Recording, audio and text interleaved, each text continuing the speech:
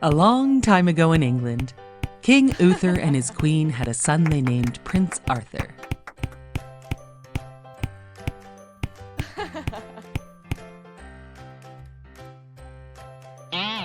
The queen sadly died when Prince Arthur was a small baby.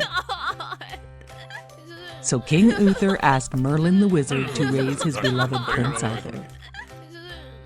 Merlin took Prince Arthur to a nobleman's castle. Merlin had known the nobleman for many years, and he knew he had a son named Kay. Merlin did not reveal who Prince Arthur was to the nobleman in order to protect Prince Arthur's safety. As Prince Arthur grew, Merlin tutored the prince in all of the sciences and classes he needed. Because Merlin was a wizard, he could also share future sciences and magical formulas with Prince Arthur.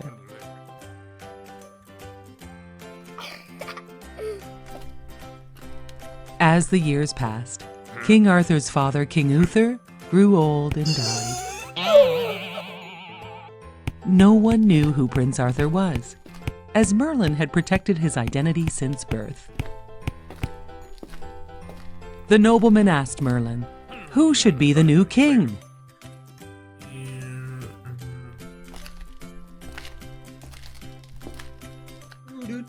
Merlin made a sword appear in a stone, and he spoke of the legend that said, the sword is called Excalibur, and legend says, whoever can remove the sword from the stone shall be the King of England.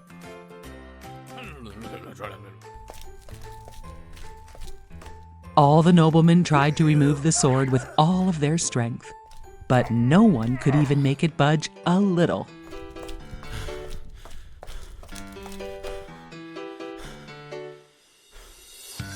Prince Arthur and Kay, who were strong young men now, were on their way to the city to compete in a tournament.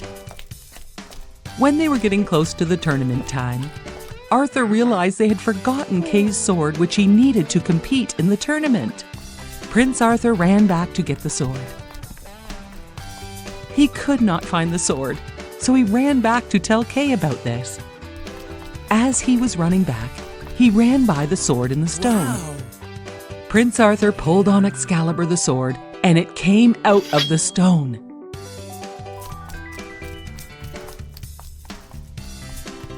Prince Arthur ran and gave Excalibur to Kay. "But this is not my sword," said Kay. Arthur explained how he could not find Kay's sword and how he had found this sword sticking out of a rock. So he took it so Kay could compete in the tournament. Kay thought it would be best to tell his father, and he showed him the engraved word Excalibur on the sword. The nobleman and Merlin told Arthur to return the sword to the stone where he had found it.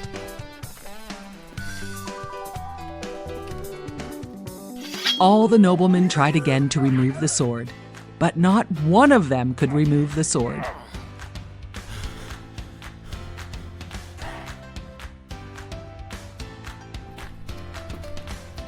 A great beam of light appeared on Prince Arthur as he removed the sword with ease from the stone. Wow! Everyone cheered as they realized their new king had been chosen. All the people bowed to their new king. Merlin now returned to his home, as King Arthur was now a king in his own castle. A short time later, Merlin had to return to help King Arthur. Some noblemen had created an uprising against King Arthur.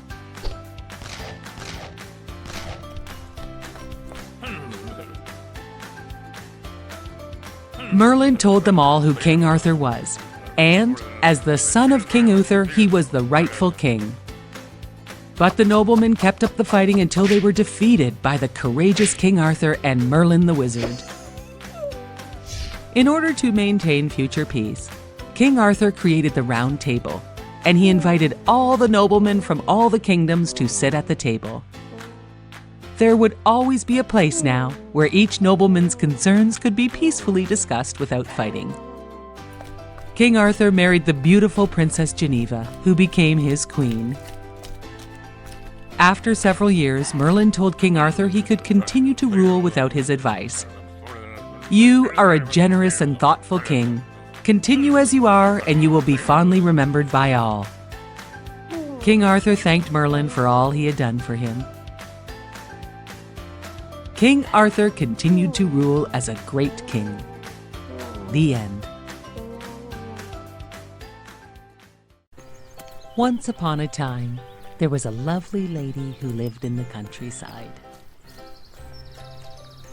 Her beautiful white cottage was filled with the smell of fresh baked cookies that wafted over to her barn.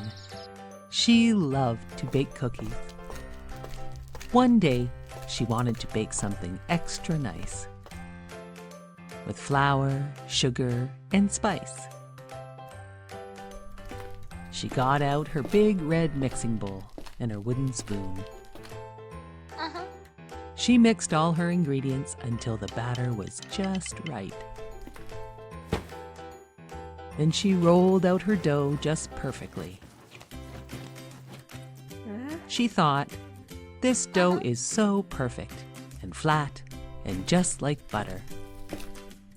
I think it is time for my cookie cutter." Soon the cookie was baked perfectly. She had used a gingerbread man cookie cutter. The lady thought she must decorate this special cookie with 2 eyes, lips, and a nose, and a nice bow tie around the neck. She thought he looked delicious and wanted to eat him.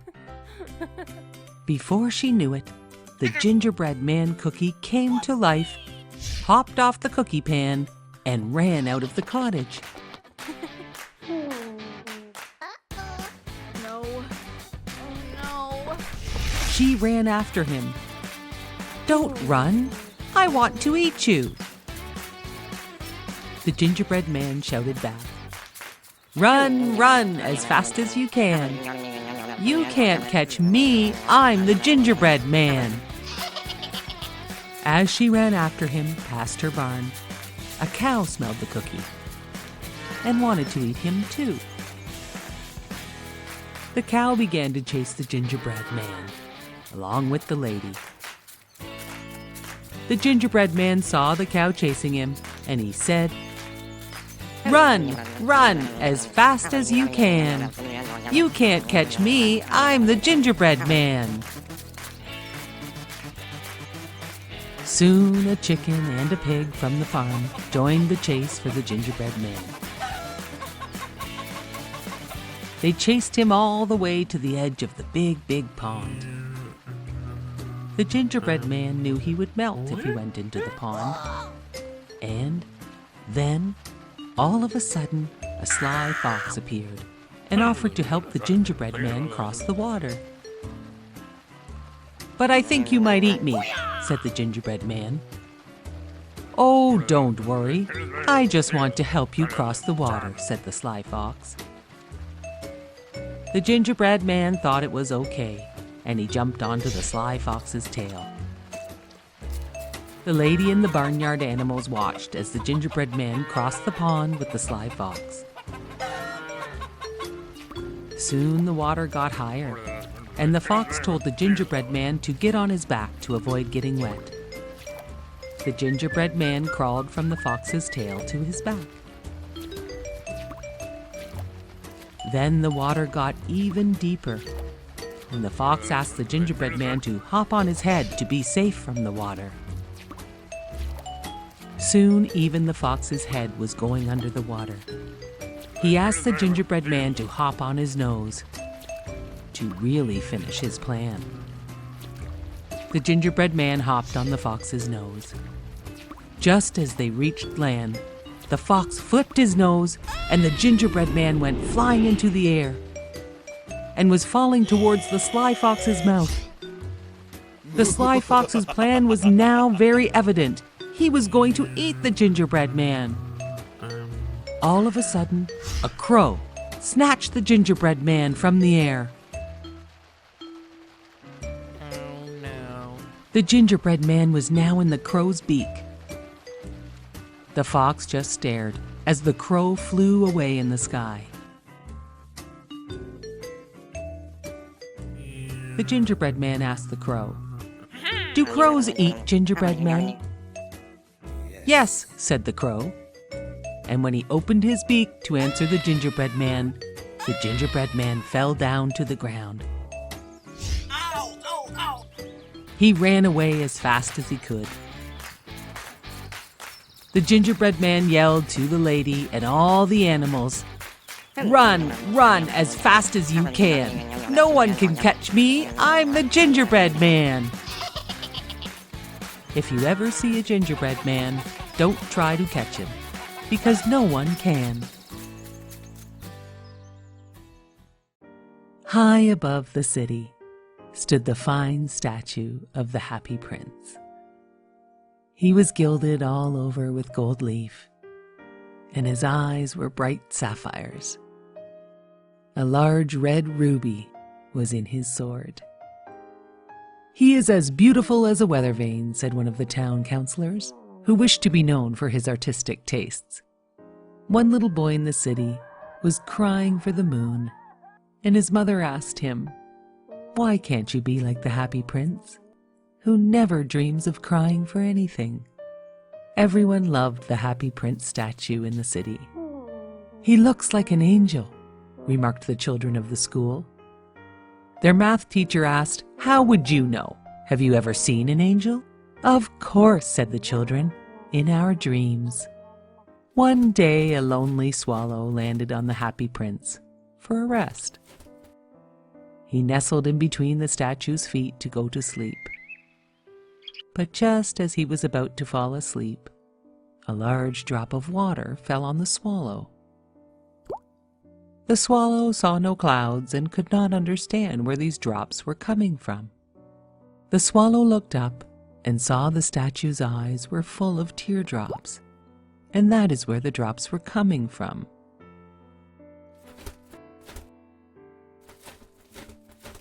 "Who are you?" asked the swallow. "Well, I am the Happy Prince," said the statue. "Why are you crying?" asked the swallow. "I was a happy human prince my whole life, and when I died, they put me up here to see all the city's sadness, and so I weep. I can see a very sad seamstress, who has a very sick son. She is so very poor. Swallow, swallow, will you bring her the ruby from my sword?" asked the Happy Prince statue. "Oh, but I must be leaving to meet my swallow family," said the swallow. "Oh, swallow, swallow, little swallow, will you not stay with me for just one day and help me?" The swallow agreed to stay and help to be the messenger for the prince. He flew the ruby to the seamstress's house in the night and laid the precious red stone beside her thimble. He cooled her sick child with a flutter of his wings, and the boy began to feel better. The swallow flew back to the prince to tell him all was done. "I will leave tomorrow." "Please, swallow, stay one more night to help me," the Happy Prince asked the swallow. He asked the swallow to take one of his sapphire eyes to help a poor playwright to finish his play. The little swallow snuck into the playwright's room and left the sapphire. The playwright was overwhelmed and could not believe his luck. The swallow returned to tell the Happy Prince how happy the playwright was. The swallow said goodbye, but the prince asked for his help again, to give his other sapphire eye to the little match girl in the square below. "But if I pluck out your eye, you will be blind." "Do not worry, little swallow.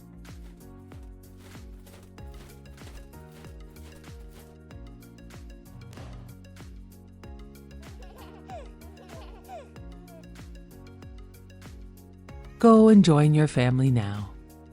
But the little swallow insisted on staying forever with the Happy Prince. The Happy Prince asked the swallow to take each leaf of his gold to help the poor in his city, and so the swallow did, as the Happy Prince asked, leaving the Happy Prince looking quite dull. The swallow stayed too long, and the cold winter made him very sick. He knew he was going to die. He told the prince he loved him and kissed him on the lips before falling at the statue's feet to his death. At that moment, a strange cracking noise sounded from inside the statue. The leaded heart of the statue had been broken. The city councilors took down the Happy Prince statue as it no longer was gold with precious rubies and sapphires. They found a dead bird at its feet and sent everything to be taken away to the garbage. God was looking down and sent 2 of his angels to bring the 2 most precious things from the city to him. The angels found the dead bird and the broken leaded heart and statue and brought them to God. God thanked them so much. He brought the little swallow back to life and repaired the statue and his broken heart. And he put them in his Garden of Eden for the little swallow to sing forever and live with his Happy Prince statue.